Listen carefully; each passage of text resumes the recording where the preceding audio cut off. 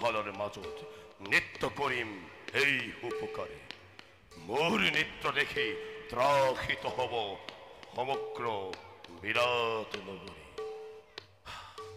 নাই আৰু নকৰো পলম এই স্থানতে ধৰি ৰূপাঞ্চলী অপেক্ষা কৰো সেই কালৰূপী মহাপাতকীৰ বাবে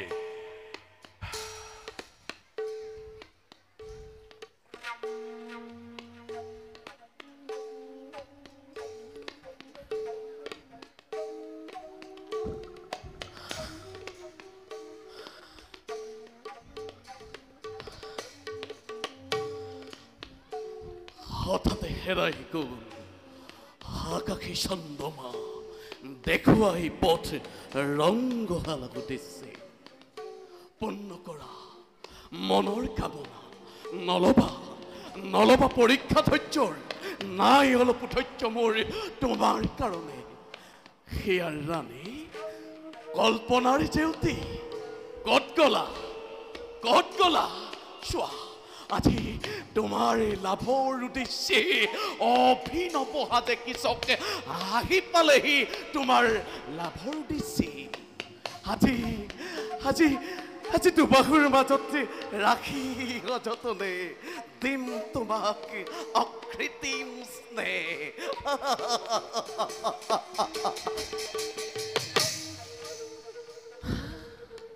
কি তুমি ইয়াতেই লুকাই আছা কিয় আজি হঠাৎ পৰিৱৰ্তন মই বুজিছিলো তোমাৰ পঞ্চস্বামী কাপুৰুষ বুলি সেই হেতু নাহিল মোৰ পৰা তোমাক ৰক্ষা কৰিবলৈ বাৰু যেই কি নহওক আপোন ইচ্ছাৰে আহিছা যেতিয়া মোৰ সমীপে নিশ্চয় তোমাৰ দুখ কৰিম উপশম আহা দেৱী লাজ মান কাটি কৰি জিৰুৱাহি মোৰ বুকুৰ মাজতে আহা দেৱী লাজ মান কাটি কৰি জিৰুৱাহি মোৰ বুকুৰ মাজত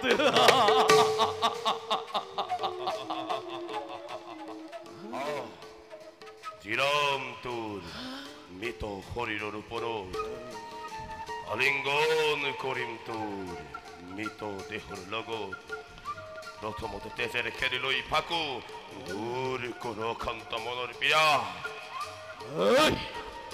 কোন তই মিছাতেই কৰিছ বেখন স্থালন যদি তোৰ মৰণেই শেষিচ্ছা মুহূৰ্ততেই কৰিব পাৰো পূৰণ আৰু যদি আছে অভিলাষ এই মুহূৰ্ততে স্থান পৰিত্যাগ কৰিব পাৰো কৃষকৰ নাই বৰ্তমান যুঁজাৰ অভিলাষ অন্তৰৰ পীড়াই কৃষক আজি অতিকে বিফল কিন্তু তোৰ মনৰ কামনা নহব পূৰণ হৰিন্ধীৰ গন্ধৰ্বৰূপী স্বামী তোৰ সন্মুখত বিদ্যমান তাৰ মানে মৃত্যুদূত কৃষকৰ সমীকৰণ তাৰ পাছত তহঁতৰে সন্ধান কৰি কৰিলম কামিনী নিজৰ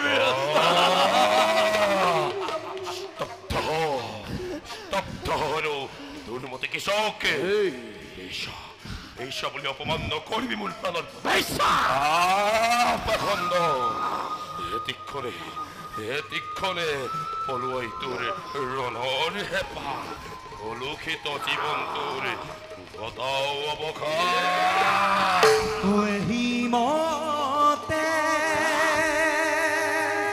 যুদ্ধ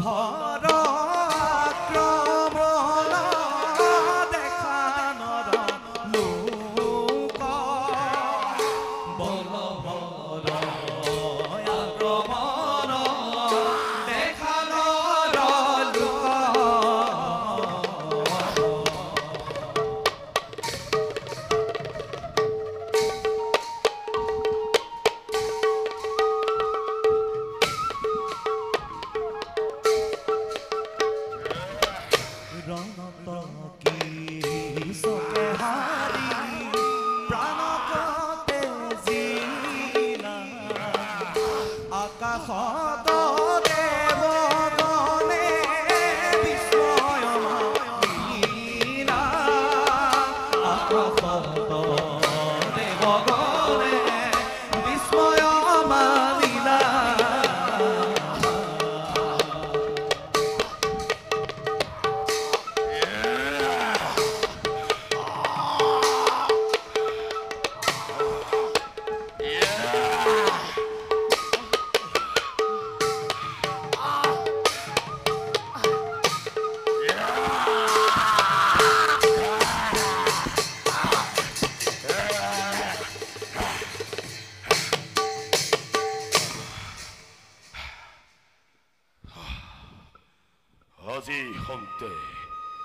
আজি হন্তে কৃষকে শূন্য হল বিৰাট নগৰী হৰিন্ধি হৰিন্ধি হৰিন্ধি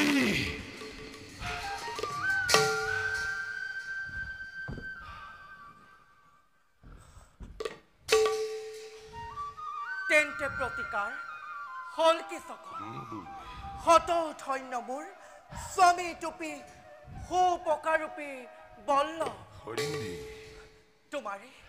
তোমাৰ এই বীৰত্বৰ বাবে গৰ্বিত আছি মই মোৰ প্ৰাণে উঠিছে নাচি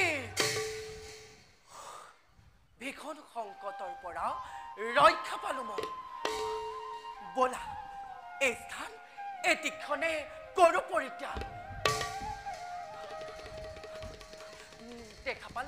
দেখা পালে কোনোবাজনে বিৰাট নগৰীত হয়তো আমাৰ নহব ৰক্ষা তেন্তে ঘোষণা কৰা বিৰাট নগৰী তোমাক কৰা অপকাৰৰ বাবে তোমাৰ গন্ধৰ্বৰূপী পঞ্চস্বামীয়ে কৃষকক ঘটনে অৱকাশ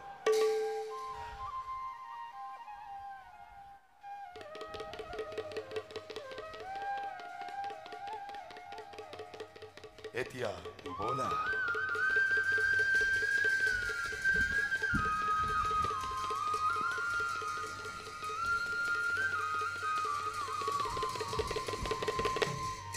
কৃষক কৃষক কৃষক কি নাই নাই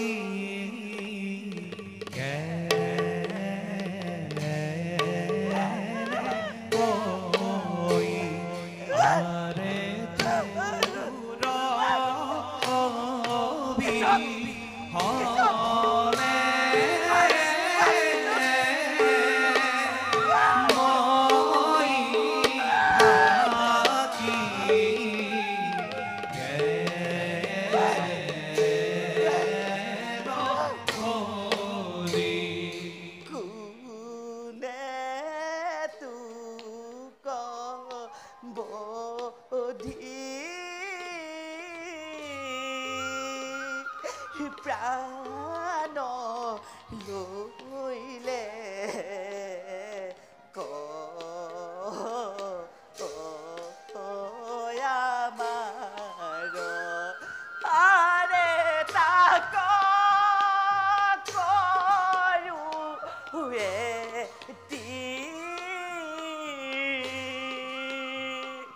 ক্ষণে বুন্দা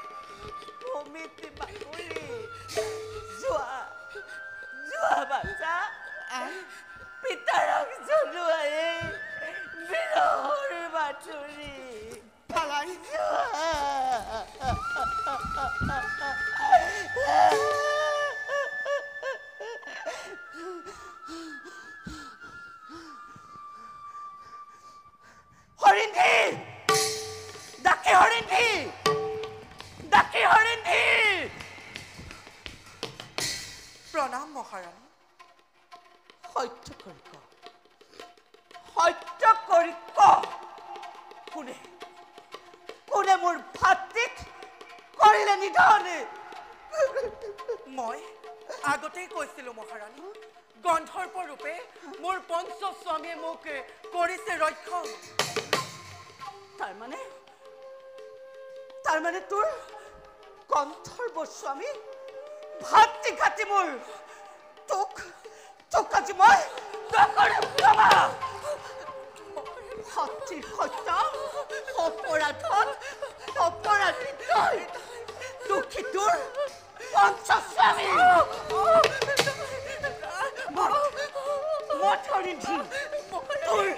তোৰ পঞ্চস্বামীক মাত আজি মোৰ হাতে তোৰ হ'ব বিৰাট মাত হৰিণী তোৰ পঞ্চস্বামীক মাত হৰিণী তোৰ পঞ্চস্বামীক মাত শান্ত হোৱা অত্যাচাৰ নকৰিবা তুমি দাসীৰ ওপৰত এতিয়াও জীৱিত আছে মৎস্যৰাজন অত্যাচাৰ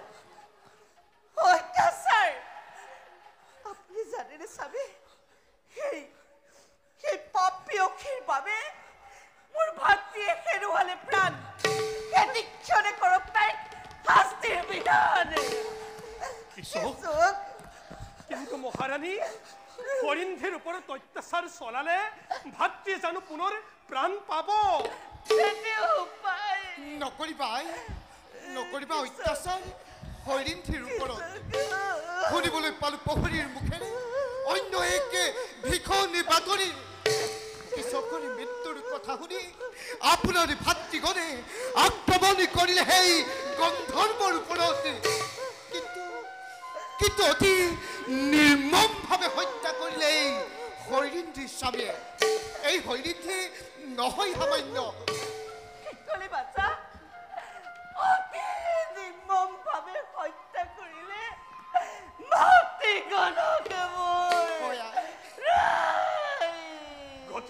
মহাৰাণী হৰিণধীৰ কৰ্তব্যৰ পথত হেঙাৰ সৃষ্টি নকৰি নিজৰ মতে জীৱন কটাবলৈ দিয়ক মহাৰাজ মহাৰাজ আপুনি নিশ্চয় বুজিছে গন্ধৰ্ব শক্তিৰ কথা হয় মহোদয় চিন্তিছো হে বিষয়ত দাসী হৰিণধী যোৱা তুমি আপোন কৰ্তব্য ভাল মহাৰাজ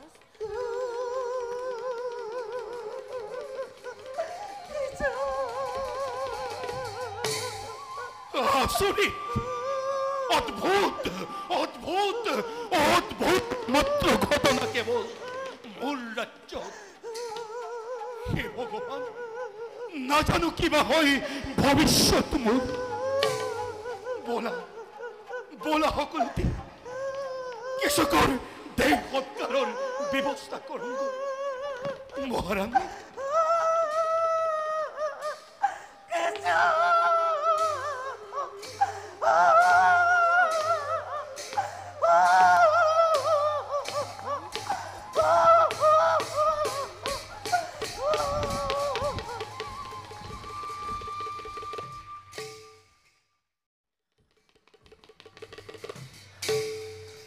নিত্যৰ প্ৰতি সন্দে সন্দে পাহৰিব খুজি জীৱনৰ কঠোৰ অতীত কেতিয়াবা ভাষে মোৰ মন্দাপোনত বুজাব নোৱাৰা তীব্ৰ তৰংগ সদৃশ আকাশী ধূমকেতু প্ৰত্যক্ষ কৰি মুক্তাদ ধৰ্মৰাজৰ ভাৱ হৈ মনে মনে মোৰ এদিন আছিল তেওঁ ইন্দ্ৰপ্ৰস্থৰ গৰাকী আৰু আজি এজন ৰাজ্যৰ পাৰিষদ মাত্ৰ নুবুজো দাদা বিকুটৰ প্ৰচণ্ড অগ্নিক ক্ৰোধে চক্ষুজাৰ অতি বিক্ষিতল স্নেহৰ ভাতৃদ্বয় মাতৃৰ তনয় কেনেদৰে শস্য চপাল কেনেদৰে গোৱাল আৰু যজ্ঞখিনি পাঞ্চালীৰ মুখ কৰিলে প্ৰত্যক্ষ ভাৱ হয়নে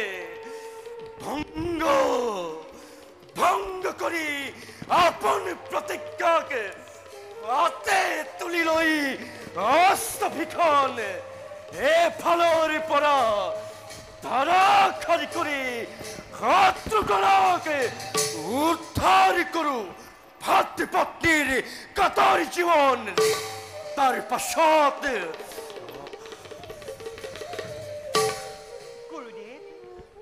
গুৰুদেৱ কোন উত্তৰা তুমি কিয় আছে গুৰুদেৱ অন্য কিবাৰো আপোনাৰ কৰো প্ৰত্যক্ষ হৈছে নেকি শিষ্যাৰ কিবা অপৰাধ উত্তৰা গুৰুদেৱ নহয় অশান্তময় সুস্থিৰ নিশ্চয় গুৰুদেৱ ৰংগশালা শান্ত আপোনাৰ বিহনে নৃত্যৰ ছন্দে ছন্দে নাচি উঠে প্ৰাণে কেহে আহিলো কৰিব আপোনাৰ সন্ধান স্নেহৰ শিষ্যা মোৰ গুৰুদেৱ নৃত্যৰ ছন্দে ছন্দে সলনি হ'ব ধৰা ভাগ্য পথক কৰি প্ৰত্যক্ষ ক্লান্ত হৈছো বুলি নাভাবিবা তুমি প্ৰত্যেক মুহূৰ্ততে সাজু হৈ আছো মই নৃত্যৰ বাবে তেন্তে গুৰুদেৱ ত্যাগ কৰি আপোনাৰ অকলশৰীয়া স্থিতি আহক ৰংগশালা উদ্দেশ্যি মই এবে সাজু কৰোঁ সখীগণক চোৱা উত্তৰা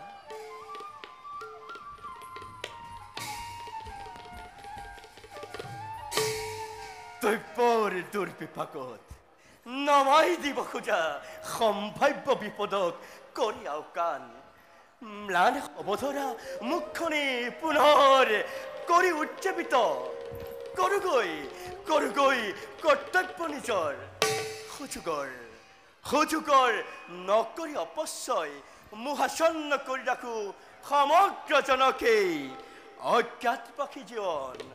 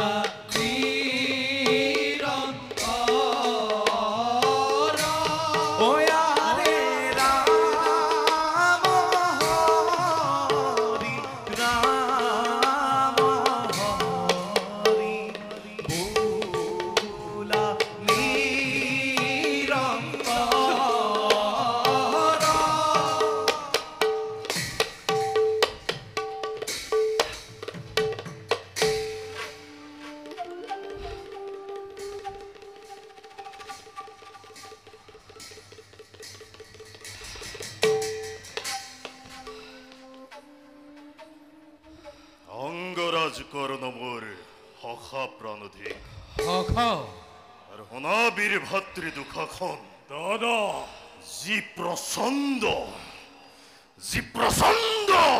ধ্বংসৰ তাণ্ডৱ ভাহি উঠিছিল মোৰ দুচকুত তৃপ্ত হৈছিল মোৰ চক্ষু দৰ্শন কৰি সেই দাবানল এইয়া কিয় আজি শান্ত সৌম্যৰূপ কৰিছে ধাৰণ উত্তৰ দিয়া দুয়োজনে এই মুহূৰ্ততে হখা ক্ষান্ত হোৱা অস্থিৰতা তোমাৰ সহ্য নহয় মোৰ কোনো কাৰণতে এনে ভাবে দেখিলে তোমাকে হৃদয়ত হয় উত্তোলন এক প্ৰচণ্ড বহ্নি যে বহ্নিয়ে ধ্বংস কৰি দিব খোজে প্ৰত্যেক হাতক কিন্তু নিৰুপায় মই পোৱা নাই একো বাতৰি সিহঁতৰ আৰু তুমি দুঃখাখন মোৰ উত্তৰো একেই দাদা পোৱা নাই সম্ভে চতুৰ্দিশে সৈন্যদূত স্বৰূপে কৰিছে অৱস্থান কোনেও নাপায় দাদা একোকে সম্ভে তেন্তে কেনি গ'ল সেই পাণ্ডুৰ নন্দন মন আজি মোৰ অস্থিৰ অৱসন্ন দিয়া কোনোবাই দেখুৱাই শত্ৰুক মোৰ মৃত্যু দূতৰূপে কৰি তাণ্ডৱ সুৰক্ষিত কৰো হস্তিনাৰ ৰাজসিংহাসন এটি দুটি কৰি শেষ সময় অজ্ঞাত বাসৰ পালেহি ওচৰে আজি পৰ্যন্ত নাপালো একো উচিত সমিধান মামাক দুঃশাসন মামা আছে আপোন কক্ষত দাদা ওলা তেন্তে সকলোতে মামাৰ কক্ষে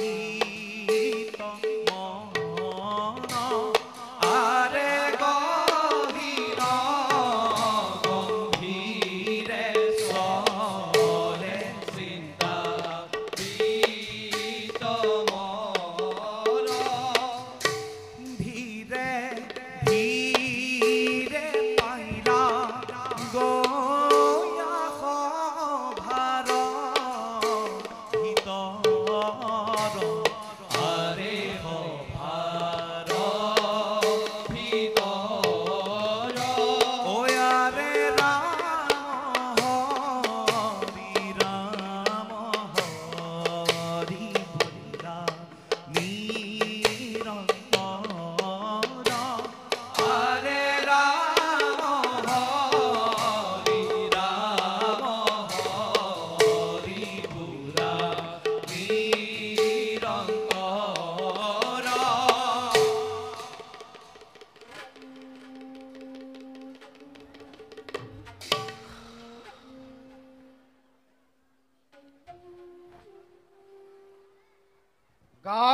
গান্ধারাজ হকুনিময় আজি কিন্তু মোর পরিচয় গান্ধারাজ নহয় আজি মোর পরিচয় রাজমাতা হল হকুনি একমাত্র মরমর ভাগিন দুর্যোধনক হস্তিনাপুৰৰ ৰাজসিংহাসনত অধিষ্ঠিত কৰিবৰ বাবে এই শকুনিৰ বিশাল আয়োজন এয়া জানো সঁচা প্ৰতিশোধ নে প্ৰতিহিংসা শকুনি ইমান স্বাৰ্থপৰ নহয় যে পাহৰি যাব ৰাজ অন্নৰ অভাৱত তিল তিলকৈ মৃত্যু হোৱা ৯৯টা ভাতৃ আৰু পিতৃ দেৱতাৰ কৰুণ বিননি পাহৰিব খুজিলেও পাহৰিবলৈ নিদিয়ে এই শকুনিয়ে ভাতৃ আৰু সেয়েহে আজিও এই শকুনিৰ পদৰ ধ্বনি অতি চমকিত এটিৰস্থিৰে নিৰ্মিলো পাখতিৰে পাণ্ডৱক পৰাজি বনবাসী জীৱনৰ ঘটালো সূচনা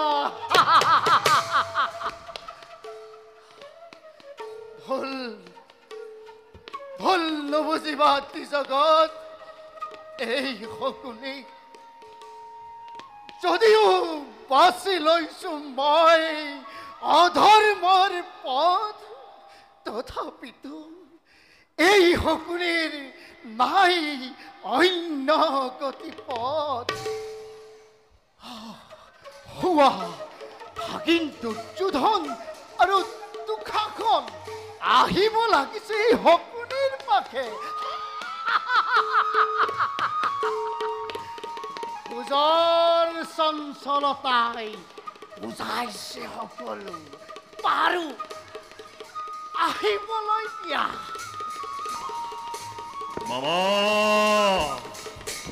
মামা কি কৰিছা তুমি এই স্থানে মন আজি মোৰ নহয় উজ্জ্বল ময়ো চিন্তা কৰিছো অন্য এক কথা মামা ত্যাগিব বিচাৰিছো হস্তিনাপুৰ এই মুহূৰ্ততে মামা কিয় মামা তোমাৰ আজি এনেকুৱা চিন্তাৰ কাৰণ যি ৰাজ্যত মোৰ কোনো অস্তিত্ব নাই যি ৰাজ্যত মোৰ কোনো গুৰুত্ব নাই তেনেস্থলত কি প্ৰয়োজন মোৰ এই হস্তিনাপুৰত বুজা নাই মামাৰ কথাৰ তাৎপৰ্য মোক বুজাই কোৱা হস্তিনাপুৰত কাৰ এনে শাসন তোমাক কৰিছে এনে আচৰণ মামা তোমাৰ বাবেই দুৰ্যোধন তুলি ললো হাতে পাখতিৰ পাখা কৰিলো প্ৰতিটো কাৰ্য তোমাৰ বাবে কিন্তু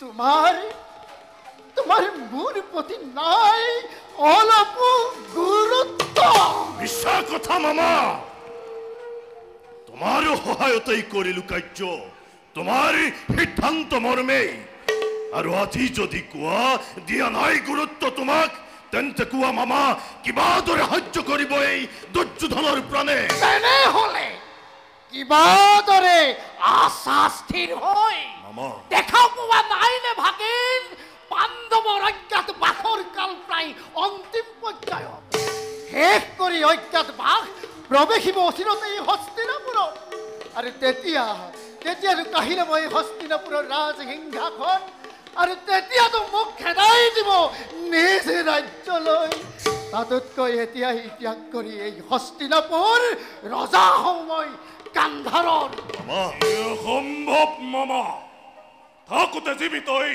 বীৰ দুঃসাহন দাদা দুৰ্যোধন আথন্দবৈতা কৌৰৱ সন্তান কৰ্ণকে আদি কৰি যত সেনাগণ ই সাধ্য আছে পাণ্ডৱৰ কহি লব হস্তিনাপুৰ আমাৰ তাতোতকৈ শক্তিশালী আমাৰ সেনাপতি স্বয়ং ভীষ্ম পিতামহ তেনেস্থলত সেনাপতি ৰাখাত কিদৰে ৰক্ষা কৰিবা এই হস্তিনাপুৰ তাতোতকৈ যদি সন্ধান কৰিলাহেঁতেন সেই পঞ্চ পাণ্ডৱৰ অজ্ঞাত বাসৰ সময়তে আকৌ সিহঁতক বনলৈ পঠাই নিজ ৰাজ্যৰ গৌৰৱ অক্ষুণ্ণ ৰাখিবলৈ হলাহেঁতেন সম্ভৱ মামা চতুৰ্দিশে সেনানি কৰিছো প্ৰয়োগ কিন্তু কোনেও কৰিব পৰা নাই এই ক্ষেত্ৰত সহায় আজীৱন হিংসা কৰ পাণ্ডৱে আজি হয়নে সপোনে কৰে আস্ফালন লাগে মাথো সন্ধান নহলে যে তৃপ্ত নহব এই দুৰ্যোধনৰ পৰাণ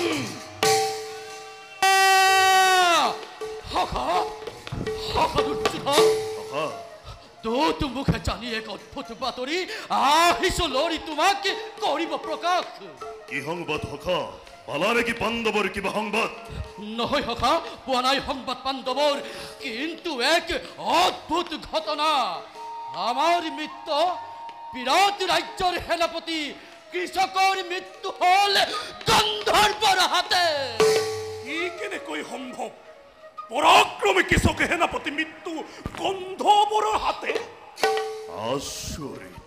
আচৰিত নহয় দুৰ্যোধন ই প্ৰকাশ কৰিলে গুপ্ত ৰহস্য অৰ্থাৎ মামা তুমি তাৰ মানে বিৰাট নগৰতে লুকাই আছে সমগ্ৰ ৰহস্য কি ৰহস্য মামা নকৰা কিয় প্ৰকাশ ভীমৰ বাদে এই কাৰ্য কোনেও নোৱাৰে কৰিব সম্ভৱ ই একমাত্ৰ সেই ভীমখেনৰ কাম আৰ মানে অজ্ঞাত বাকি যাপন কৰিছে সিহঁতে বিৰাট নগৰীত এই মুহূৰ্ততে আক্ৰমণ কৰি বিৰাট নগৰ সমাপ্ত কৰো পাণ্ডৱৰ অজ্ঞাত বাসৰ কিন্তু অনুমতি নিদিয়ে কদাপিতো পিতামহ ভীষ্মই আমাক ৰাজ্য আক্ৰমণৰ ৰাজ্য বিকাশৰ বাবে ৰাজ্য জয়ৰ কিমান প্ৰয়োজন পিতামহক কৰা বা স্মৰণ ৰাজ্যৰ অনুগত তেওঁ নিশ্চয় সন্মতি প্ৰদানিব তোমাক বলাদন্ত সখা সাক্ষাৎ কৰো পিতামহক এই মুহূৰ্ততেই তাৰ পাছত চাম ভালদৰে কিবা দৰে অজ্ঞাত বাহকে হামফলে পাণ্ডৱে বলা সকলোটি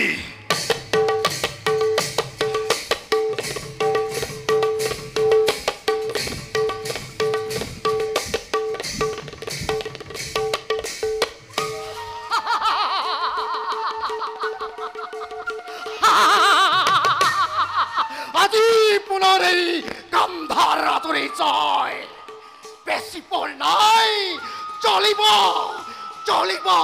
অনল দেই পুৰি ভস্মীভূত হব শত্ৰু পুনৰ হ'ব এই শকুনিৰ জয়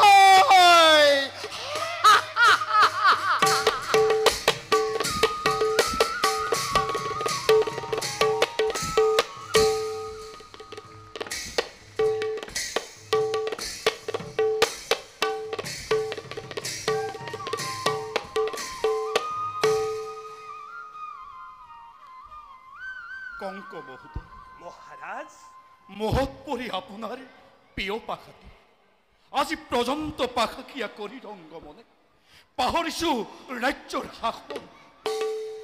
ভয় হ'ব ধৰে মনে, কোনোবাই যদি কৰে আক্ৰমণ প্ৰতিহত কৰিবৰ বাবে সেনাপতি কৃষকৰো হল পতন। মহাৰাজ নকৰিব চিন্তা। মহাৰাজ বলে বিচ্ছে আপুনিতো নহয়হীন। প্ৰয়োজনত অখি ধৰাৰ ক্ষমতা আপোনাৰ এতিয়াও বিদ্যমান। আৰু যদি হয় প্ৰয়োজন ময়ো অখি ধৰি আপোনাক কৰিম সহায়। লগত বিদ্যমান তব পুত্ৰ উত্তৰ পৰাক্ৰমী এতিয়াও। কিন্তু বৰ্তমানেও যুৱক উত্তৰ নোৱাৰো কৰিব দিবৰণ। যদি হয় প্ৰয়োজন মই অকলেই ধৰিম মূৰ্তি সেইখন। মহাৰাজ এক দুসংবাদ পিতা। দুসংবাদ? অ পিতা, দুসংবাদ। গুপ্তচৰৰ মুখে জানিলো আহিছে সুহৰ্মবীৰ আমাৰ ৰাজ্য আক্ৰমণৰ হেতু। গতিকে প্ৰস্তুতি কৰি ৰথী মহাৰথীগণ প্ৰতি আক্ৰমণ কৰো দিয়ক অনুমতি। আক্ৰমণ কৰে সুহৰ্মবীৰে? হয় পিতা। নালাগে উত্তৰ, মই যাম সৈন্যসহ প্ৰতি আক্ৰমণৰ বাবে। পিতা আকা তুমি ৰাজ্যত কৰা শাসন। পিতা উত্তম সিদ্ধান্ত মহাৰাজ, ময়ো যাম আপোনাৰ সহায়ৰ বাবে। সেয়ে হ'ব পিতা, বলক এবে সৈন্য বাহিনী প্ৰস্তুত কৰো আপোনাৰ বাবে। তেন্তে বলা মহোদয়, নকৰা পলম, বহুদিন কৰা নাৰী ৰণ। জগতে বুজক মৎস্য ৰাজ্যৰ কিমান শকতি। কিন্তু কোন হ'ব সহায়? তেন্তে পিতা মাতিও নাহক বল্লভ উপকাৰক যুদ্ধৰ নিমিত্তে। অকল বল্লভ উপকাৰ নহয়, আছে ৰাজ্যত গ্ৰন্থিক তন্তিপাল দুজন শক্তিশালী পুৰুষ। লওঁ যদি তেওঁলোকৰ সহায় নিশ্চয় আপোনাৰ জয় নিশ্চিত মহাৰাজ। তেন্তে মাতি অনা অতি শিক্ষে, নকৰা পলম। ভাল পিতা।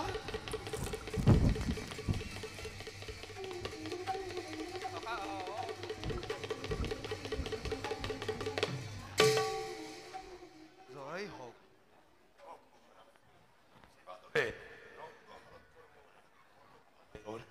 আজি ৰাজ্যৰ বিপদৰ সময়তো শক্তিশালী ৰূপে উপস্থিত বল্লভ উপকাৰ।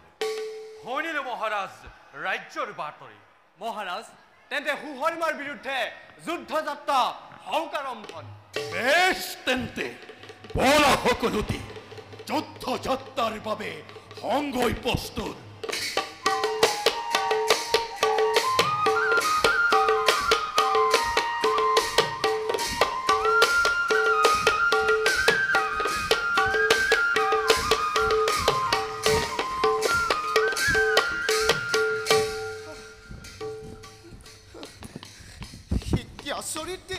যি পিতাই এদিন শক্তিশালী পুত্ৰ বুলি স্বীকাৰি কৰি সৈন্য বাহিনীৰ পৰিচালনাৰ দায়িত্ব প্ৰদান কৰিছিল, আজি কিয় এৰি থৈ গ'ল ৰাজপ্ৰসাদত? শত্ৰুৰ বাতৰি পাই মন মোৰ হৈছিল জাগ্ৰত। শত্ৰুক দেখাবৰ বাবে উত্তৰৰ পৰাক্ৰমে তেজৰ গতি বৃদ্ধি হৈ আহিছিল শৰীৰত এক অদ্ভুত শক্তি। কিন্তু কিয় আজি ৰাজ্যৰ বিপদৰ সময়ত এই ৰাজ কাৰেগত থাকিব লগা হৈছে? নাজানো কিয়, নুবুজো মই ইয়াৰ কাৰণ।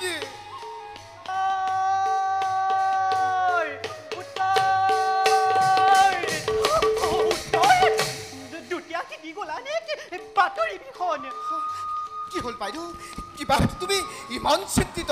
কোৱা বাইদেউ, নোকোৱা কিয়? উত্তৰ হস্তিনাপুৰে আক্ৰমণ কৰিছে আমাৰ ৰাজ্যত, কিন্তু ৰাজ্যত নাই কোনো। কৈছে সকলোকে সুষমাৰ আক্ৰমণৰ উদ্দেশ্যে। সেয়েহে চিন্তিছো কিবাদৰে হ'ব আমাৰ ৰক্ষণ। থাকোতে উত্তৰ ভাতৃ তোমাৰ, কিয় কৰা চিন্তা তুমি? মোৰ হ'ব বীৰ নাই এই বিৰাট ৰাজ্য হতে। বাছা উত্তৰা, সঁচানে এই কথা যিটো মই শুনিলো এতিয়া? কোনে কোনে কৰিব উদ্ধাৰ মৎস্য ৰাজ্যক হস্তিনাপুৰ কবলৰ পৰা? মই যামাই মই যাম মোৰ পৰাক্ৰমেৰে সৃষ্টি কৰি মহাতাণ্ডৱৰে দুৰ্যোধনৰ সৈতে পৰাস্ত কৰিম তাৰ ৯৯টা ভাতৃক। আই বাচ্চা মাথো মোক দিয়াৰ শিবাতে, কিন্তু কোনে মোৰ কৰিব সাধ্য নাই যে কোনোজন মৎস্য ৰাজ্যত এই সময়ত সকলো যে দক্ষিণ দিশত আই দিয়াই কোপাই। তাকেই তাৰ বাবে ময়ো চিন্তিত। কোন হ'ব পাৰে যোগ্যজন? তাৰ উপৰিও তুমি অকলে কিবাদৰে সন্মুখীন হবা হস্তিনাৰ। আই বীৰ সন্তান মই বিৰাট ৰাজন।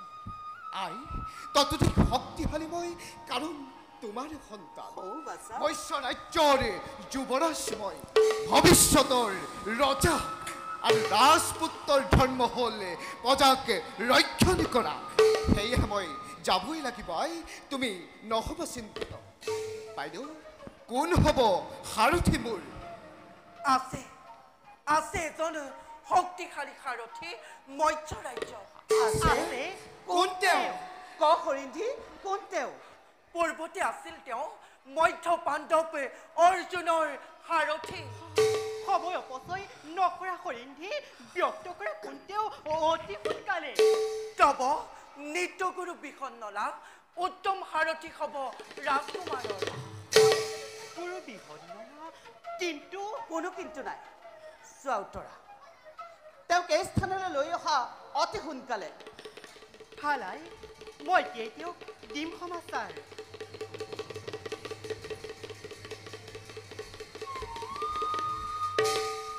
নাই তেন্তে চিন্তাৰ কাৰণ। আই বাছা দিবাৰ কিবাত হওঁ যেন যুদ্ধত জয়। যোৱা হৰিন্ধি মহাৰাণী লৈ অনা যুদ্ধযাত্ৰা সকলো সম্ভাৰ সাজু কৰিম পুত্ৰক আজি মই সমৰ সজ্জাৰে। ভাল মহাৰাণী।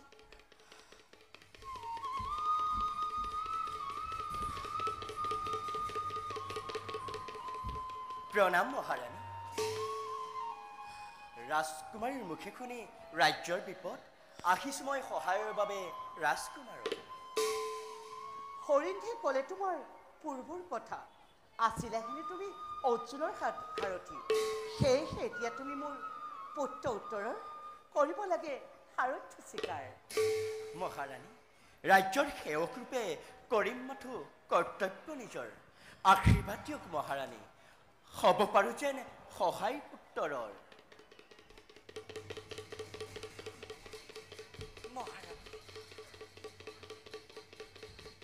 আহ বাছা আই কাক চাপিয়া নিজ হাতে আঁকি দিওঁ তোক মই।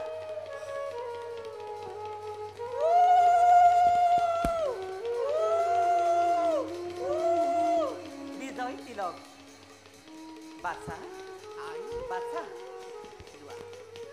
লোৱা লোৱা এই ধনুষৰ বীৰত্ব উপকাশী উদ্ধাৰ কৰা তুমি মৎস্য ৰাজ্যক। নকৰিবা চিন্তা জননী। বিসন্নলা সাৰথি হ'লে সন্মুখীন হৈ হস্তিনাপুৰত দিম উপযুক্ত পৰিচয় বিৰাট নন্দনৰ। গুৰুদেৱ মাত্ৰ আপুনি এটা অনুৰোধ ৰাখিব মনত। কোৱা উত্তৰা। লৈ আনিব অংগবস্ত্ৰ, হস্তিনাপুৰক পৰাজিত কৰি সন্মুখ সমৰে। উত্তৰা গুৰুদেৱ কুমাৰে যদি পৰাস্ত কৰি হস্তিনাক, নিশ্চয় তোমাৰ অনুৰোধ মই কৰিম ৰক্ষা। ব'লা ৰাজকুমাৰ। আই চোৱা বাছা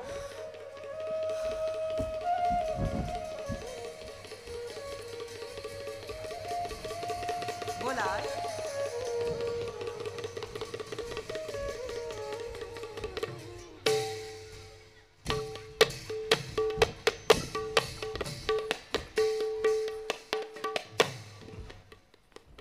এই বিৰাট নগৰ, ইয়াতেই লুকাই আছে দাম্ভিক পাণ্ডৱ।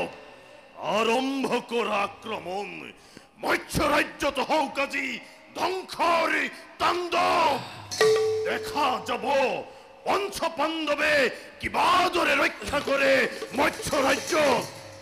সখ আজি প্ৰবল শক্তি ধাৰণ কৰি তোমাৰ সহায় মৎস্য ৰাজ্যত কাল বিভীষিকাৰ সৃষ্টি কৰিব যতেই লুকাই নাথাকক পাণ্ডৱে সন্মুখত আহি কৰিব সমৰ ভংগ হ'ব অজ্ঞাতবাস তাৰ পাছত 12 বছৰ বনবাস এবছৰ অজ্ঞাতবাস পূৰ্ণ হ'ব দাদা তব কামনা মনৰ বল দাদা লুটপাট কৰো সকলোকে এফালৰ পৰা বলা সকলোটি জয় হওক কৌৰৱৰ জয় হওক এই দুৰ্যোধনৰ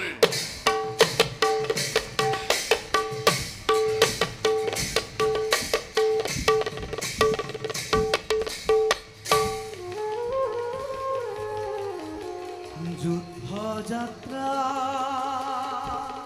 কৰি চলে বিৰাটৰ সুত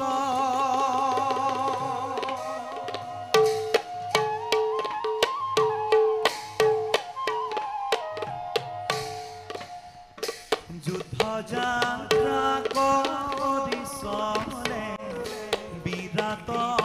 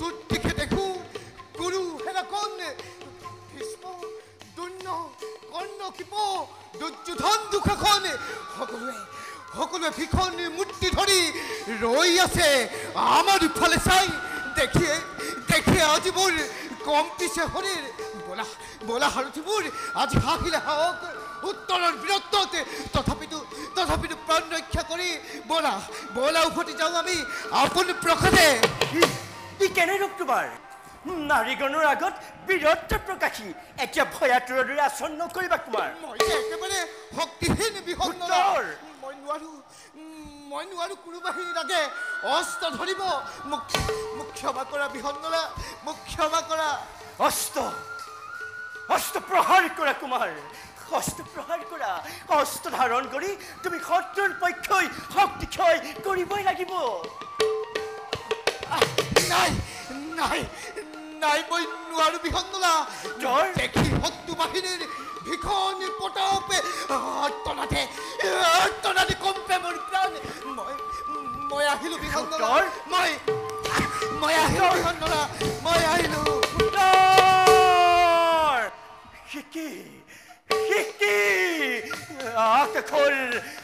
আকাশৰ পৰা চাই দেৱতাসকলে স্তম্ভিত যেন চন্দ্ৰ সূৰ্য বায়ু বৰুণ ধ্বংসৰ পৱনে ঘন ঘূৰ ফেনা মেলি চক্ষু মেলি চাৰিখন বুজিলো এয়া বৃহন্নলাৰ ক্ষণ এয়া বৃহন্নলাৰ পণ এয়া এক মহাধ্বংসৰ আয়োজন ধৰি বিখন ৰূপ আজি সন্তে বান্ধি ললো এই পণ অচিৰতে হব বৃহন্নলাৰ গান্ধীৱ ধাৰণ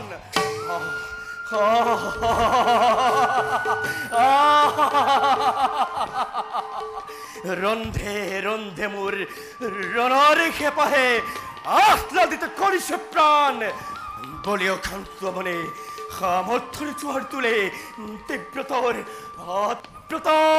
হয় আলোড়ন দেখিব দেখিব জগতে আজি কেন্দ্ৰৰ বেখীৰ ভীষণ পৰাক্ৰম তুলি ধৰো গান্ধীৱ কম্পমান হওক শত কুৰু সৈন্যগণ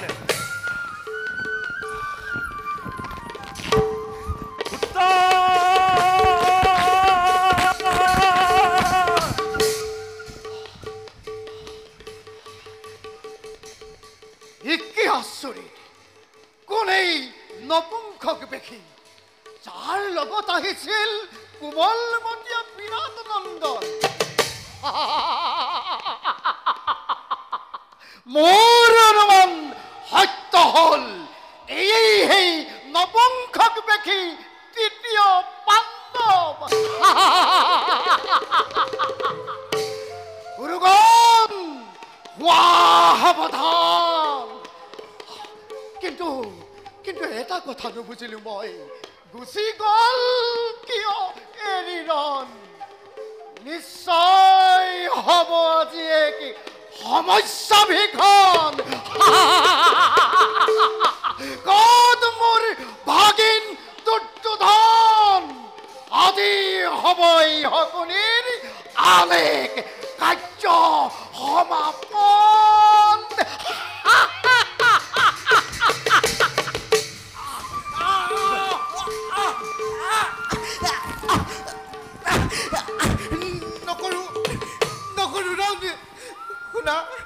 শুনা বিহন্দলা কিবা হেতু ধৰি পৰি কে কৰিছা কাতৰ ভয় কৰো কোনো হেনাক কৰিছো চিকাৰ তোমাৰ আগত সেইবাবে যদি পৃষ্ঠভংগ দিলা তুমি সন্মুখ ৰণত হতমুখে ধিক্কাৰ দিওঁ এই বীৰত্ব ক্ষমা কৰা বিহন্দলা মোক শুনিছিলো দয়া নাই ক্ষমা নাই অতি বৰ্বৰেই নপুংসক পালো আজি তাৰেই প্ৰমাণ তোৰ প্ৰমাণক গৰিহণা দিছো এই কিন্নৰে এজন বীৰক কিন্নৰে দিব লগা হৈছে কৰ্তব্যৰ জ্ঞান আছে বিহন্দলা তথাপিতো শত্ৰুৰ সংখ্যা দেখি বিচলিত মন নকৰ বাৰণ নকৰো পলায়ন এৰি দিয়া কে ৰহিব মুক্ত মন নিচিনি সন্মুখত মোক কৰতই এনে আচৰণ কালে আজি কৰিছে আহ্বান কৰাব তোক সত্য দৰ্শন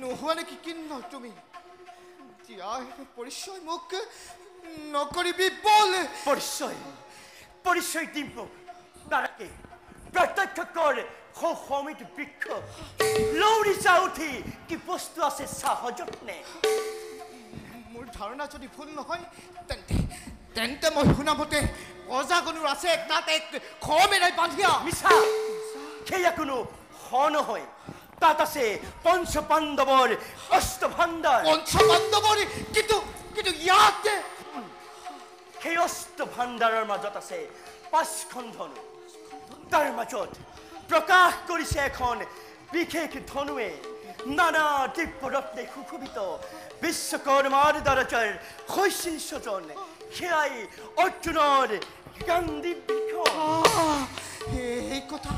এই কথা তোমাৰ কিবা দৰে জ্ঞাত বিহন্দলা বুজিলো নোহোৱা বিহন্দলা তুমি নোহোৱা অৰ্জুনৰ সাৰথি কোন তুমি দিয়াবে পৰিচয় মোক কোন তুমি দিয়াবে পৰিচয় মোক শুনা তেন্তে উত্তৰ মোৰ সত্য পৰিচয় পাণ্ডৱ বংশজাত মই তৃতীয় পাণ্ডৱ মই অৰ্জুন আপুনি অৰ্জুন কিন্তু কিবা ধৰণে মানিলো অৰ্জুন বুলি আপোনাৰ যদি এই সত্য হয় তেন্তে প্ৰকাশ কৰক দক্ষিণাম আপোনাৰ শুনা তেন্তে পিৰাথুত মোৰ দক্ষিণাম জয় কৰি ৰাজাগণ চিনিলো বহু ধন সেইবাবে নাম মোৰ ধনঞ্জয় সাৰি শ্বেত অশ্বই শোভা কৰে ৰথ মোৰ সেইভাবে নাম মোৰ শ্বেতবাহ শুক্ল কৰ্ম কৰো মই দেখি মোৰ বহু গুণ দেৱ ঋষিগণে নাম থৈলন্ত দেৱখুৰ নাগ যক্ষ ৰক্ষ কাকো নাকি ভয় সেইভাবে নাম মোৰ বুলয় বিজয় পূৰ্ব ফাল্গুনী ঋষে ফাল্গুন মাহত হিমবন্ত পৰ্বতত জাত পূৰ্ণিমাত দেৱ বীৰ্য কলিবৰ নাকি ক্ষতি শুন সেইভাবে নাম মোৰ বুলয় ফাল্গুন দিব্যই আমাকে কীৰ্তি প্ৰদানিলে সেইভাবে অন্যকে নাম আমাৰ কীৰ্তি দুয়োহাতে আমি পৰিশ্ৰম শিকি আছি সেইভাবে নাম মোৰ বুলয় সব্যসাচী নিন্দিত কৰ্ম মই নকৰো কিছু সেইভাবে নাম মোৰ বুলয় বিভৎস দেৱখুৰ নাগ দক্ষ ৰক্ষ সকলো হাৰিল আমাত সেইভাবে জ্যেষ্ঠ নাম ত্ৰলৈক্য পক্ষা উত্তম সুন্দৰ বৰ্ণ দেখি মোক শ্যাম কৌতুকে পিঠিয়ে দিলে কৃষ্ণ মুখনা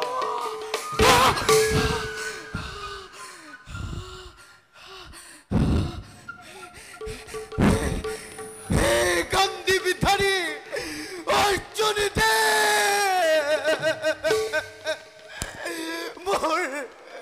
মোৰ হত দুখ কৰি বৰ্জনা দিয়ক হেবে মোক প্ৰাণ বিখ্যাত সত্তৰ অৱশ্যে দিলো মই তোমাক প্ৰাণ বিখ্যাত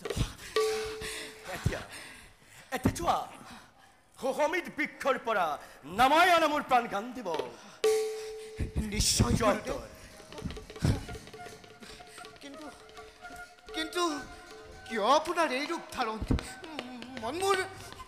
মন মোৰ অতি প্ৰশান্ত দিয়াবে মোৰ প্ৰশ্ন উত্তৰে সত্য ৰক্ষাৰ ভীষণ স্বাৰ্থত উৰ্বশীৰ অভিশাপ পালি এবছৰ অজ্ঞাত কাল যাপন কৰিলো মৎস্য নগৰীৰ বাৰু উত্তৰ পাছে পৰি তুমি চিনিবা সবাকে এতিয়া যোৱা লৈ আনা মোৰ প্ৰাণ গান দিব জীৱা আজ্ঞা গুৰুদেৱ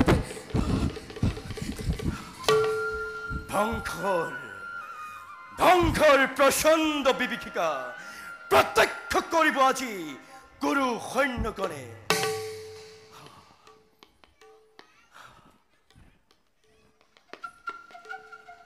হে দিব্যৰথ মই তোমাক কৰিছো আহ্বান সহায় হোৱা মোৰ কৰ্তব্য স্বাৰ্থ দেখা দিয়া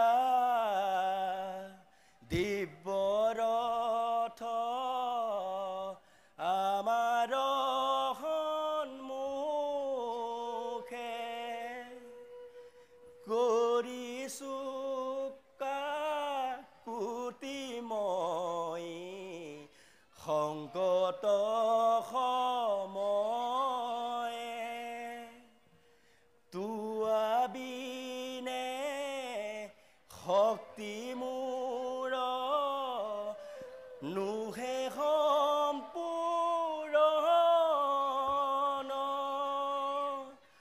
কাতৰে মাতিছো মই দিয়া দৰিখন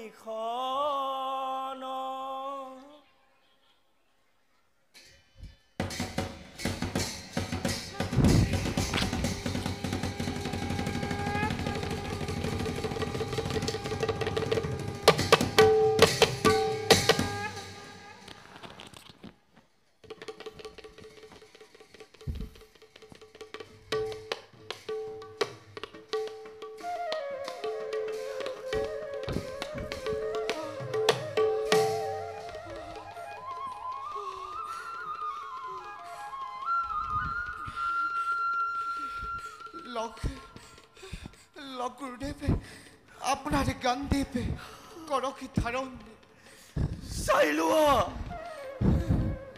লোৱা জগতবাসী সত্য ৰক্ষাৰ ভিখন স্বাৰ্থ দেৱজ্যোতি সম্পন্ন দিব্যধনু গান্ধীত মই কৰিলো ধাৰণ দেখা দেখা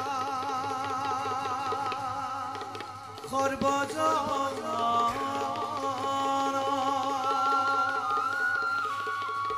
ঈশ্বৰ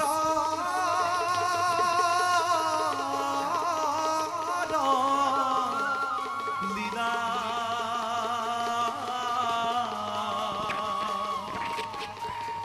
বৃহন্নলা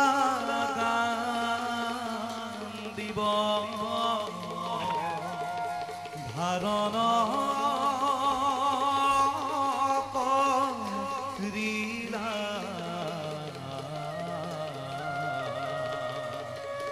বৃহন্নলা দিব ধাৰণ কৰিলা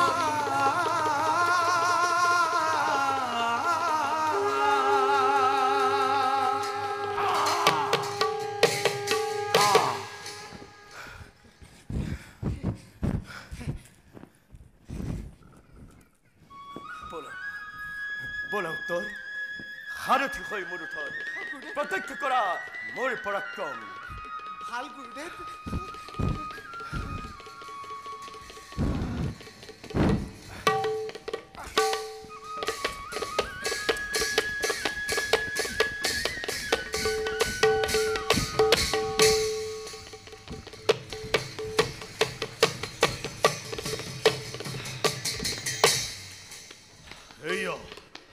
এখন মূর্তি ধরি কোনোবা আহিছে কপিছে আকাশ কপিছে ভূমি সকলোতে হৈছে আলোড়ন কোন ঋতু অতিকে ভীষণ যেই নহওক সখা যেই নহওক সখা জড়িলো বিজয় ধনুতে ইবান নোৱাৰে তিষ্টিব কেৱে কৰ্ণময় জানো ভালদৰে যুদ্ধৰ কৌশল চিন্তা নকৰিবা দাদা যেই নহওক নোৱাৰে তিষ্টিব কেৱে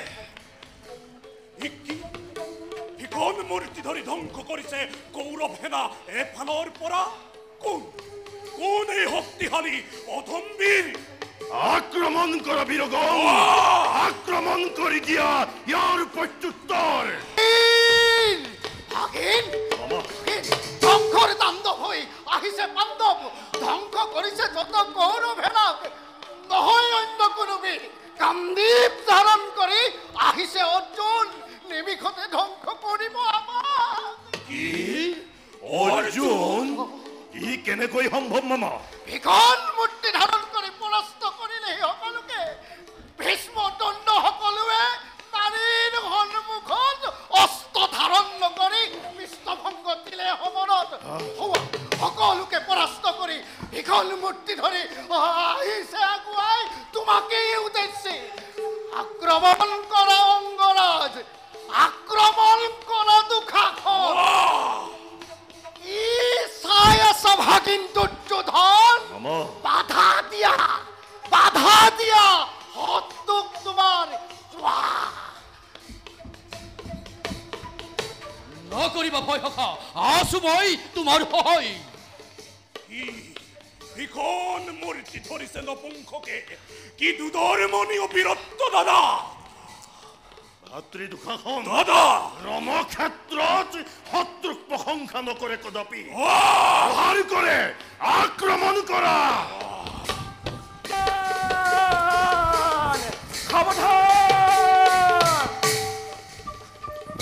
সাৱধান তহঁতৰ সন্মুখত ভয়ংকৰী বেশে বৃহন্নলে কৰিছে আক্ৰমণ কৰিবা নে আত্মসমৰ্পণ সেয়া তোমালোকৰ কথা ঐ দম্ভিক নপুংস তোৰ মুখৰ কথা নকৰো শ্ৰৱণ লাগে মাথুৰণ দেখা যাওক কাৰ কত পৰাক্ৰম বেশ তোমালোকৰ ইচ্ছাই পূৰ্ণ কৰো মই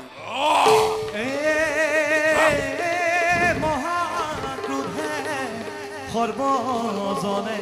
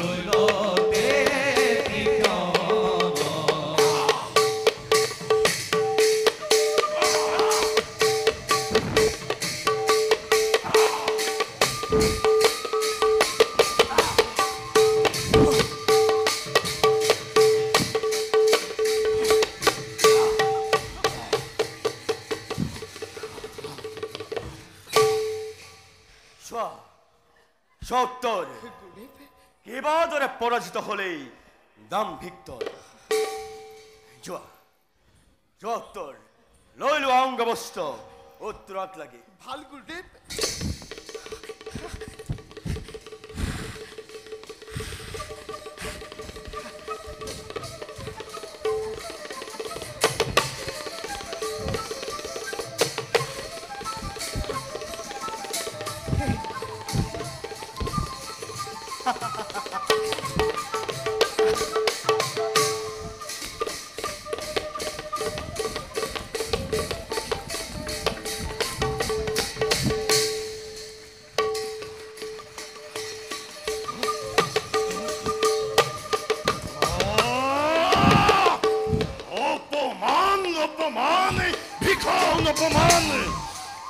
কুৰু বংশৰ অপমান এয়া হস্তিনাপুৰৰ অপমান কৰু সহ্য এনে ভিখন অপমান লম ইয়াৰ উচিত সমিধান ওলা সকলোটি হস্তিনাপুৰ উদ্দেশ্যি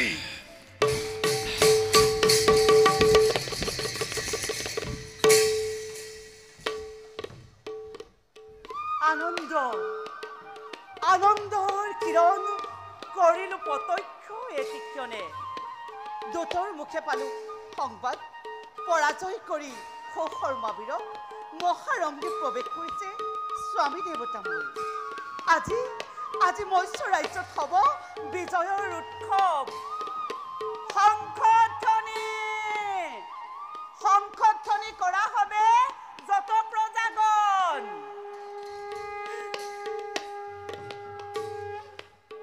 কনকটা চা সকলোটিয়ে না কৰি প্ৰস্তুত মহাৰাজক আদৰিবৰ বাবে আহিছে ৰঞ্জয় হৈ মৎস্যৰ ৰাজন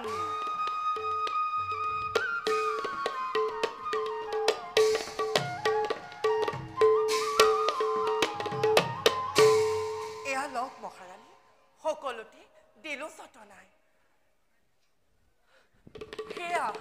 সেয়া চাওক আহি পালে মহাৰাজ পাৰিষদগণৰ সংগে কৰক আদৰ সম্ভাষণ অনতি পলমে আহক মহাৰাজ আহক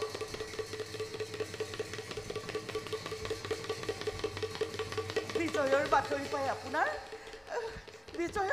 পাই আপোনাৰ ৰৈ আছো আপোনাৰ সুস্বাগতৰ বাবে সকলো যোগাৰ কৰি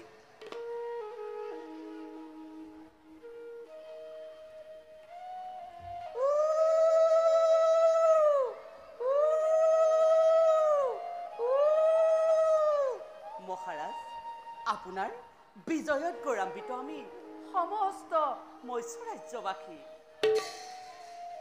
শত ধন্যবাদ ৰাজৰাণী স্বাগতৰ বাবে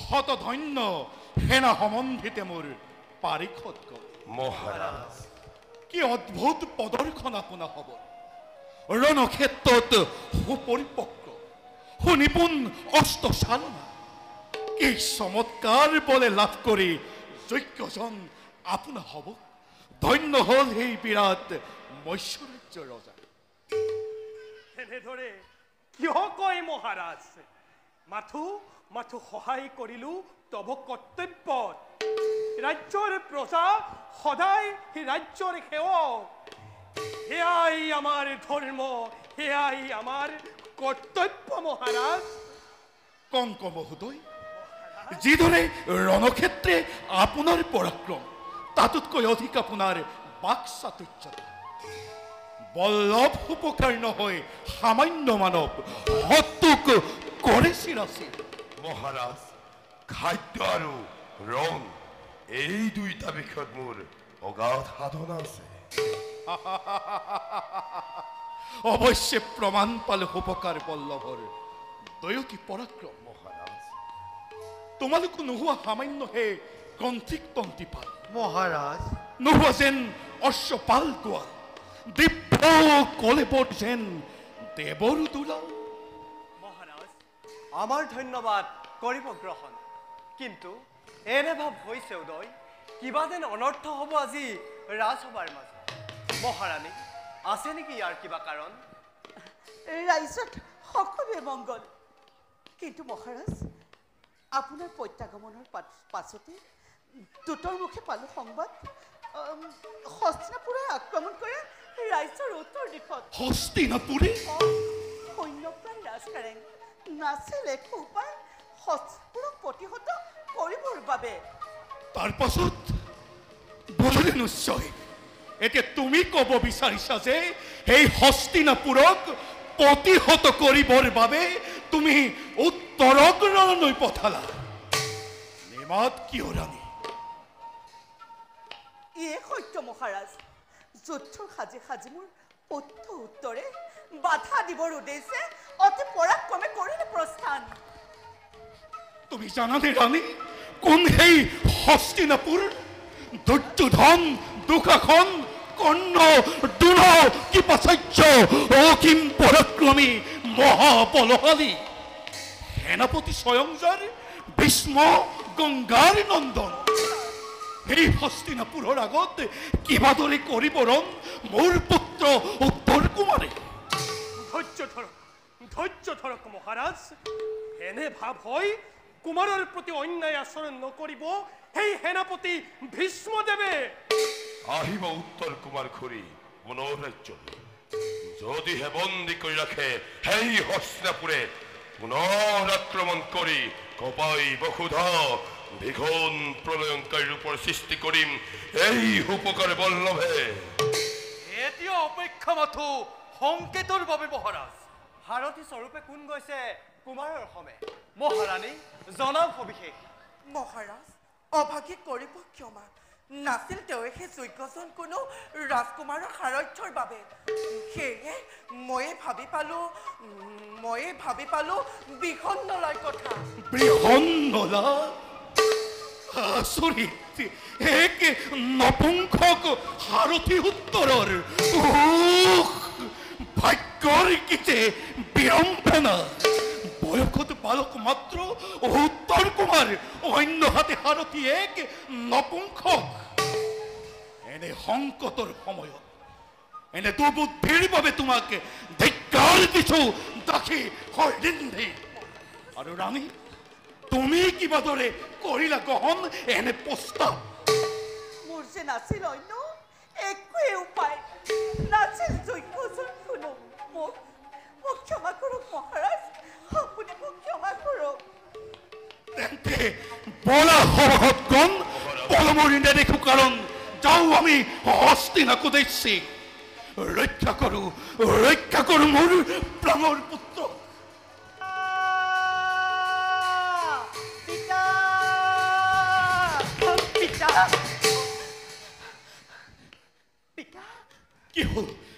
কি হল পুত্ৰী? কিবা হেতু আহিছ লৌৰি? পিতা, দুতীয়া দীঘল বিজয়ৰ বাতৰি। হস্তিনাৰ নহয়, ভাতৃ উত্তৰে পৰাস্ত কৰি হস্তিনাৰ বীৰ মণ্ডলী কি আহিছে উভতি। আচৰিত!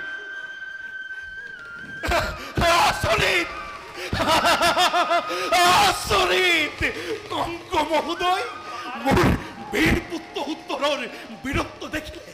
মহাৰাজ ৰাণী সুধিছ না? দেখিলা তুমি পুত্ৰৰ উত্তৰৰ বীৰত্ব? শুনা হবে সভাসদগণ, আজি মোৰ বীৰ পুত্ৰ উত্তৰে হস্তিনাক কৰি পৰাজিত ৰণতুন্ধুবি বজাই আহিছে উলতি। পতি উত্তৰা, পিতা, বল্লভ, মহাৰাজ গ্ৰান্থিকৰ তন্তিপাল, মহাৰাজ যোৱা তোমালোক লৈ আনে পুত্ৰ উত্তৰক আদৰ সম্ভাষণেৰে মোৰ সমীপে।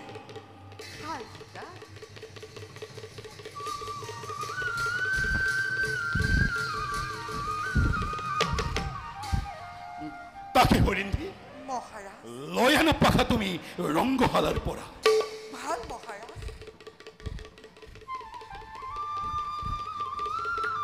কংক মহোদয়, মহাৰাজ আজি আনন্দমনে পাখা ক্ৰিয়া কৰিম এই ৰাজসভাৰ মাজে।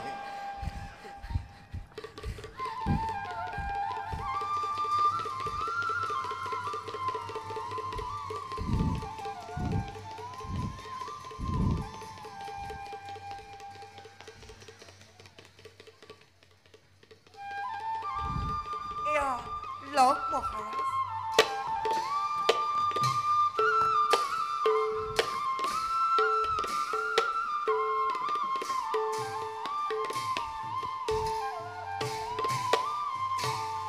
আরে পাখা ক্রীড়ার লীলা আনন্দিত বিরাট রাজর সমে ধর্ম আরে বিরাট রাজর সমে ধর্ম আরে ধর বিপরীত হে খভা সর্বজন আরে হরি হরি বুলা হবে খভা ডগন আরে হরি হরি বুলা হবে খভা ডগন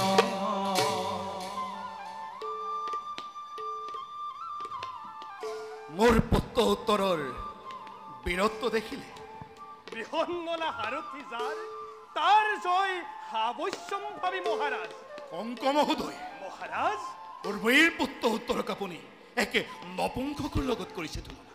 বৃহন্নলাৰ সামৰ্থ্য এক নপুংসক বুলি উপহাস নকৰিব মহাৰাজ। বৃহন্নলা এক সামান্য নৃত্য কৰোঁ। আংশিক সত্য, তেনেহলে সত্য কি? সত্য এক বিশ্বাস কাৰ প্ৰতি? বৃহন্নলাৰ প্ৰতি। বৃহন্নলা বৃহন্নলা বৃহন্নলা মহাৰাজ এক নপুংসক বুলি উচ্চাৰণ নকৰি কিবই গান্ধীপধাৰী অৰ্জুন বুলি ক'ব লাগিছিল। আপোনাৰ এনে আচৰণত মই অসন্তুষ্ট। মহাৰাজ অত ভাৱৰ হৈছে প্ৰবল ইচ্ছা মোৰ। মহাৰাজ মুহূৰ্ততে বন্দী কৰিলোহেঁতেন আপোনাক এই অপমানৰ বাবে। মহাৰাজ কিন্তু আপুনি মোৰ সহায় কাৰ্যৰ স্বাৰ্থত কৰা নাই ৰাজশক্তিৰ প্ৰয়োগ, মহাৰাজ কিন্তু অশান্ত মনে দিব বিচাৰিছে আপোনাক শাস্তি এই মিথ্যা প্ৰকাশৰ বাবে। মহাৰাজ মহাৰাজ কি কৰিলে আপুনি? আপুনি নিক্ষেপী মহোদয়ক কিয় কিয় কৰিলে? ধৰ্ম বিপৰীত।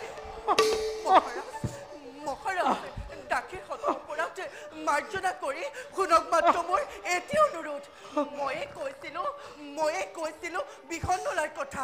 তাৰ বাবে যদি দিয়ে শাস্তি ল'ম মই বিনা প্ৰতিবাদে, কিন্তু মোৰ বাবে নিদিব শাস্তি অন্যজনক বিনা কাৰণতে।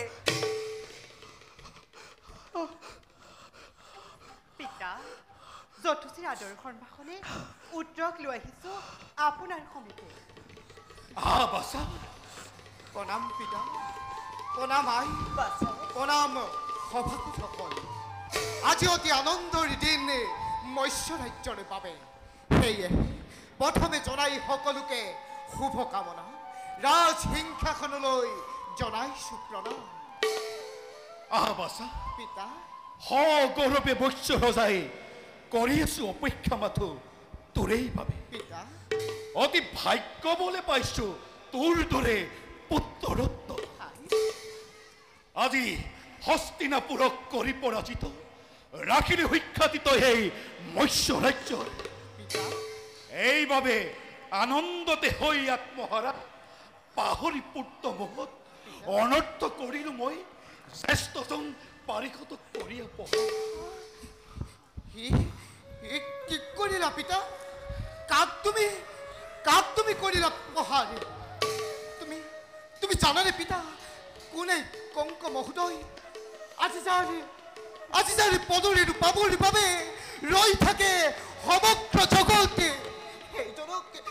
সেইজনক পঢ়াৰ কৰি কি পাপ সাধিলা পিতা? কংক মহোদয় পিতৃ হৈ কৰিছো প্ৰাৰ্থনা। পিতৃক ক্ষমা কৰক মহোদয়, পিতৃক ক্ষমা কৰক।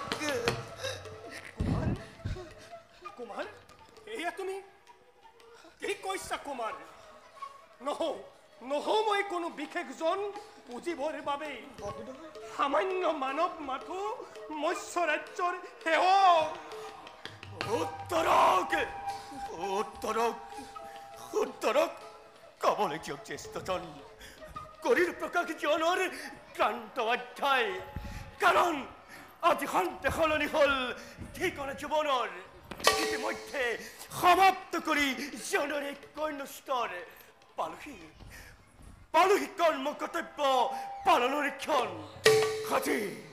আজি কাঁপিব আকাশ কাঁপিব বতাহ মুখৰিত হ'ব ছন্দ সলনি হ'ব ভাগ্য পথু আমাৰ 13 বছৰীয়া অভিজ্ঞতা আৰু যতমানে অস্ত ভাণ্ডাৰ লৈ উফৰাবৰ শৈশিক্ষণ অতীতত পোৱা সেই নিৰ্মম তিক্ততা গতিকে বাধা নাই আমাৰ আত্মপ্ৰকাশৰ উত্তৰ চিনাই দিয়া হবাকে তুমি বৃহন্নলা এয়া কি হৈছে মোৰ ৰাজ্যত উত্তৰ মোক আৰু বিচলিত নকৰিবি হয়তো প্ৰকাশ কৰবা চা মোৰ মন বিচলিত পিতৃৰ লগতে নকৰোঁ মাত আজি আনন্দিত হ'ব সকলোৱে শুনি মোৰ কথা ভাগ্য বলে পালো আমি পঞ্চ পাণ্ডৱকে অজ্ঞাতবাসতে আচৰিত হৈছিলো তেবে ময়ো সেই কথা শুনি তুমি জানানে পিতা জানানে আই যাক আমি অতদিনে কংক মহোদয় বুলি কৰি আছো সন্মান সেইজনাই মহাৰাজ যুধিষ্ঠিৰ জ্যেষ্ঠ পাণ্ডৱৰ কংক মহোদয় মহাৰাজ যুধিষ্ঠিৰ মোৰ সৰ্বতোষ কৰিব মাৰ্জনা ক্ষমা খুজি নিদিব লজ্জা মহাৰাজ বিপদ কালত ভাগ্যাশে পালো আপোনাৰ সেবি বছৰ আমিহে ধন্য পিতা যিজনাৰ উত্তম খাদ্য কৰো ভক্ষণ সৰ্বদিনে সেইজনা উপকাৰ নহয় সামান্য প্ৰকাণ্ড ভীমখেন বিদিত হবাৰ ভীমখেন কণ্টিত তেওঁ নহয় অশ্বপাল নকুল এওঁ চতুৰ্থ পাণ্ডৱ সহদেৱ তন্তিপাল আৰু আই তাকি হিচাপে আপোনাৰ অতদিনে পৰিচৰ্যা কৰি থকা হৰিন্ধি এওঁৱেই পাঞ্চালী নন্দিনী দ্ৰৌপদী তাৰ মানে সকলোজন পাণ্ডৱ বিদ্যমান হয় অৰ্থাৎ যদি মোৰ ধাৰণা ভুল হোৱা নাই তেনেহ'লে বৃহন্নলা গুৰুদেৱ সত্য কথা প্ৰিয় শস্য মোৰ মই তৃতীয় পাণ্ডৱ কিন্নৰী বেশী বৃহন্নলা অভিশপ্ত জীৱনক আকোৱালি লৈ ধৰিলো এই ৰূপ মোৰ সামান্য জ্ঞানেৰে দিলো শিক্ষাদান তোমাক হে পাণ্ডৱগণ আমাৰ হে জীৱন ধন্য আপোনা হবৰ সাক্ষাতত আমাৰ সৰ্বদোষ কৰিব মাৰ্জনা ক্ষমা কৰা পাণ্ডৱগণ অপৰাধ মোৰ নিচিনিয়া কৰিলো এনে ব্যৱহাৰ তুমি হেন জ্ঞান শ্ৰেষ্ঠ ধৰ্মৰ মূৰ্তি তোমাৰ চৰণে আমি কৰিছো মিনতি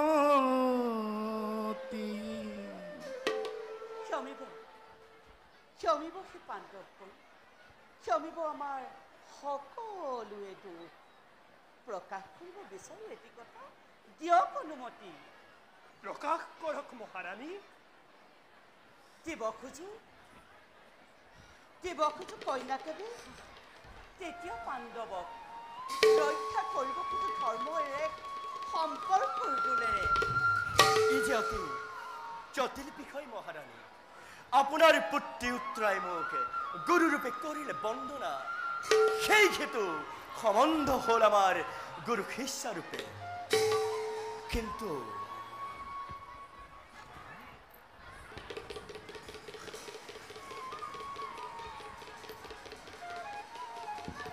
মহাৰাণী জ্যেষ্ঠজন মহাৰাণী তাৰ পৰিৱৰ্তে যদি বিচাৰো কন্যাক অৰ্জুন সুভদ্ৰাৰ পুত্ৰ জ্যেষ্ঠ অভিমন্যুলৈ ৰাখিবনে অনুৰোধ উত্তম হ'ব মহাৰাজ অতি উত্তৰা আছে নেকি কিবা ক'ব লগাটো মইনো কি কম পিতা এই বিষয়ত আপোনালোকৰ সিদ্ধান্ত মোৰ জীৱনৰ চৰম সম্পদ